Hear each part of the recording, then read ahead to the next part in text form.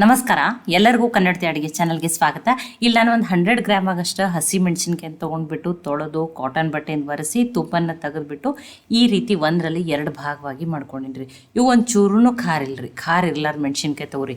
ಇಲ್ಲ ನಿಮಗೆ ಖಾರ ಇಷ್ಟ ಅಂದ್ರೆ ಖಾರ ಇರೋ ಮೆಣಸಿನ್ಕಾಯಿ ತೊಗೋಬೋದು, ಅಥವಾ ಇನ್ನೊಂದು ರೀತಿ ಬ್ಯಾಡಿಗೆ ಮೆಣಸಿನ್ಕಾಯಿ ಬರ್ತಾವಲ್ಲ ಅವನ್ನಾದ್ರೂ ತೊಗೋಬೋದು.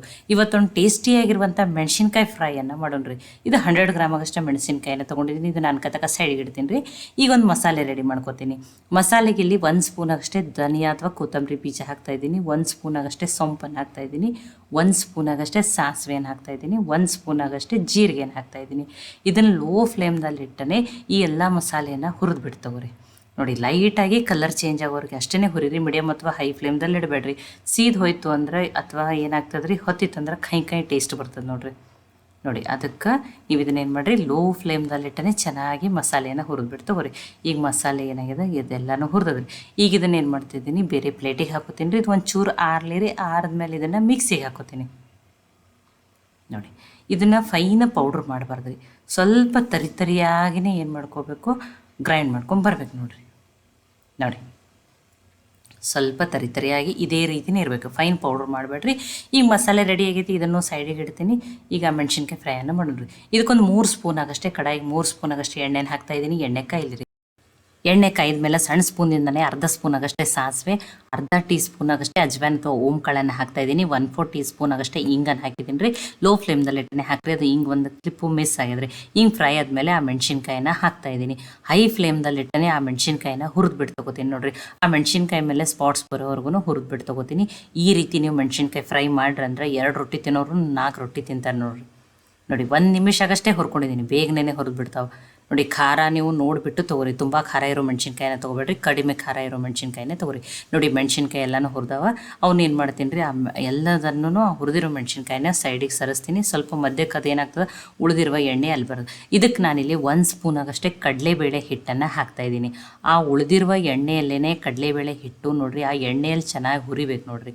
ನೋಡಿ, ಅದು ಹಸಿ ವಾಸನೆ ಹೋಗೋವರೆಗೂ ಅದು ಎಣ್ಣೆಯಲ್ಲಿ ಹುರಿದು ನೋಡಿ, ಕಲರ್ ಚೇಂಜ್ ಆಗಬಾರ್ದು. ಅದು ಎಣ್ಣೆಯಲ್ಲಿ ಹುರಿದ ಮೇಲೆ ಏನು ಫಳ್ಳಾಗ್ತದೆ ಆ ರೀತಿ ಆಗಬೇಕು. ಎಣ್ಣೆ ಜಾಸ್ತಿ ಹಾಕಿನಿ, 3 ಸ್ಪೂನ್, ದೊಡ್ಡ ಸ್ಪೂನಿಂದನೇ 3 ಸ್ಪೂನ್ ಆಗಷ್ಟು ಹಾಕಿದ್ದೀನಿ ಎಣ್ಣೆ. ಆದರೆ ನೋಡಿ, ಅದನ್ನೂ ಕಡಲೆಬೇಳೆ ಹಿಟ್ಟನ್ನು ಈಗ ಚೆನ್ನಾಗಿ ಹುರಿದದ್ದು ನೋಡಿರಿ. ನೋಡಿ, ನಿಮಗೆ ನೋಡ್ರೆ ಗೊತ್ತಾಗತ್ತೈತೆ. ಹುರಿದ ಮೇಲೆ ಉಳಿದಿರುವ ಮಸಾಲೆಯನ್ನು ಹಾಕ್ತಾಯಿದ್ದೀನಿ. ಒಂದು ಅರ್ಧ ಟೀ ಸ್ಪೂನ್ ಆಗಷ್ಟೇ ಅರಿಶಿನ, 1 ಸ್ಪೂನ್ ಆಗಷ್ಟೇ ರೆಡ್ ಚಿಲ್ಲಿ ಪೌಡ್ರು. ಇದು ಬರೀ ಬ್ಯಾಡಗಿ ಚಿಲ್ಲಿ ಪೌಡ್ರ್ ಐತ್ರಿ. ಖಾರಕ್ಕೆ ತಕ್ಕಂಗೆ ನೋಡಿ ಉಪ್ಪನ್ನು ಹಾಕೋರಿ. ಉಪ್ಪು ಕಡಿಮೆ ಹಾಕಿರೋ ಅದು ಚುರುಕು ಹತ್ತದ. ಅದಕ್ಕೆ ಖಾರ ಎಷ್ಟದಲ್ಲ ಅದ್ರ ತಕ್ಕಂಗೆ ನೋಡಿಬಿಟ್ಟು ಉಪ್ಪನ್ನು ಹಾಕೋರಿ. ಈಗ ಮಸಾಲೆ ಏನು ಗ್ರೈಂಡ್ ಮಾಡ್ಕೊಂಡಿದ್ದೀವಲ್ಲ ಅದನ್ನು ಹಾಕ್ತಾಯಿದ್ದೀನಿ. ಅರ್ಧ ಟೀ ಸ್ಪೂನ್ ಆಗಷ್ಟೇ ಆಮ್ಚೂರ್ ಪೌಡ್ರ್ ಅಥವಾ ಡ್ರೈ ಮ್ಯಾಂಗೋ ಪೌಡ್ರನ್ನ ಹಾಕ್ತಾಯಿದ್ದೀನಿ. ನೋಡಿ, ಈಗ ಹಾಕಿದ್ಮೇಲೆ ಮಸಾಲೆ ಎಲ್ಲ ನೀಟಾಗಿ ಆ ಮೆಣಸಿನ್ಕಾಯಿ ಜೊತೆ ಮಿಕ್ಸ್ ಮಾಡ್ಕೊಂಡು ನೋಡಿ. ನಮಗೆ ಇದಿಲ್ಲ ಆ ಮೆಣಸಿನ್ಕಾಯಿ ಎಣ್ಣೆ ಥರನೇ ಇರಲಿ, ನಮಗೆ ಆ ರೀತಿ ಇಷ್ಟ ಆಗ್ತದಂದ್ರೆ ನೀವು ಕಡಲೆಬೇಳೆ ಹಿಟ್ಟನ್ನು ಏನು ಮಾಡ್ಬೋದು, ಬಿಟ್ಬಿಡ್ಬೋದು. ಇಲ್ಲ, ಕಡಲೆಬೇಳೆ ಹಿಟ್ಟು ಹಾಕೋದ್ರಿಂದ ಟೇಸ್ಟೂ ಚೆನ್ನಾಗಿ ಬರ್ತದೆ, ಸ್ವಲ್ಪ ಡ್ರೈ ಅನ್ನಿಸ್ತದೆ. ಆಮೇಲೆ ಎಲ್ಲ ಅದು ಎಣ್ಣೆನೂ ಸ್ವಲ್ಪ ಹಿರ್ಕೊಂಡಂಗೆ ಆಗ್ತದಲ್ಲ. ನಿಮಗೆ ಆ ರೀತಿ ಇಷ್ಟ ಆಗಿತ್ತಂದ್ರೆ ಅಷ್ಟೇ ಕಡಲೆಬೇಳೆ ಹಿಟ್ಟನ್ನು ಹಾಕಿರಿ. ಎಲ್ಲ ಮಸಾಲೆಯನ್ನು ಹುರಿದಿರೋದು ಹಾಕಿದ ಮಿಕ್ಸ್ ಮಾಡ್ಕೊಂಡ್ಮೇಲೆ ಮುಗೀತು ನೋಡಿ. ಈಗ ಇದನ್ನು ಸರ್ವ್ ಮಾಡಿ ತೋರಿಸ್ತಾ ಇದ್ದೀನಿ. ಇದು ನಮ್ಮ ಉತ್ತರ ಕರ್ನಾಟಕದ ಸ್ಪೆಷಲ್ ಜೋಳದ ರೊಟ್ಟಿ ರೀ.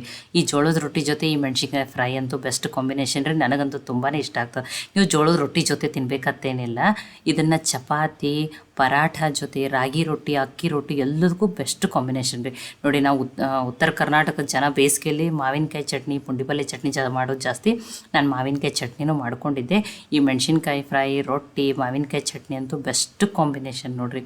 ಈ ರೀತಿ ಮಾಡಿಡ್ರಿ. ನೀವು ಇದನ್ನು 15 ದಿನದವರೆಗೂ ಹೊರಗಡೆನೇ ಸ್ಟೋರ್ ಮಾಡಿ ಯೂಸ್ ಮಾಡ್ಬೋದು, ಏನೂ ಆಗೋದಿಲ್ಲ ರೀ. ನೀವು ಹೊರಗಡೆ ಇಟ್ಟು ಈ ರೀತಿ ತಿನ್ಬೋದು ನೋಡಿರಿ. ಇಲ್ಲ, ಈ ಮಾವಿನಕಾಯಿ ಚಟ್ನಿ ಆ ಮೆಣಸಿನ್ಕಾಯಿನೂ ಬಾಡ್ಸ್ಕೊಂಡು ಬಿಟ್ಟು ತಿನ್ಬೋದು. ಇಲ್ಲ, ನಮ್ಮ ಕಡೆ ರೊಟ್ಟಿ ಮಾಡಲ್ಲ ಅನ್ನೋರು ಇದನ್ನು ಚಪಾತಿ, ಪರಾಠ, ಅಕ್ಕಿ ರೊಟ್ಟಿ, ರಾಗಿ ರೊಟ್ಟಿ, ನಿಮ್ಮ ಕಡೆ ಯಾವ ರೀತಿ ರೊಟ್ಟಿ ಮಾಡ್ತಾರಲ್ಲ ಅದ್ರ ಜೊತೆನೂ ಸರ್ವ್ ಮಾಡಿರಿ. ತುಂಬ ಟೇಸ್ಟಿಯಾಗಿರ್ತದೆ ರೀ. ಈ ಮೆಣಸಿನ್ಕಾಯಿ ಫ್ರೈ ರೆಸಿಪಿ ನಿಮ್ಗೆ ಇಷ್ಟ ಆಗಿತ್ತಂದ್ರೆ ಲೈಕ್ ಮಾಡಿ, ಶೇರ್ ಮಾಡಿ, ಕಮೆಂಟ್ ಮಾಡಿರಿ. ಖಂಡಿತ ಟ್ರೈ ಮಾಡಿ ನೋಡಿರಿ. ಮತ್ತು ಒಳ್ಳೆ ಹೊಸ ರೆಸಿಪಿಗಳಿಗಾಗಿ ಕನ್ನಡತಿ ಅಡುಗೆ ಚಾನಲನ್ನು ಸಬ್ಸ್ಕ್ರೈಬ್ ಮಾಡಿ, ಬೆಲ್ ಐಕಾನ್ ಪ್ರೆಸ್ ಮಾಡಿರಿ. ಈ ವಿಡಿಯೋವನ್ನು ಹೈಪ್ ಮಾಡಿರಿ. ಕನ್ನಡತಿ ಅಡುಗೆ ಚಾನಲನ್ನು ಸಪೋರ್ಟ್ ಮಾಡಿರಿ. ಮತ್ತೊಮ್ಮೆ ಎಲ್ಲರಿಗೂ ಧನ್ಯವಾದಗಳು.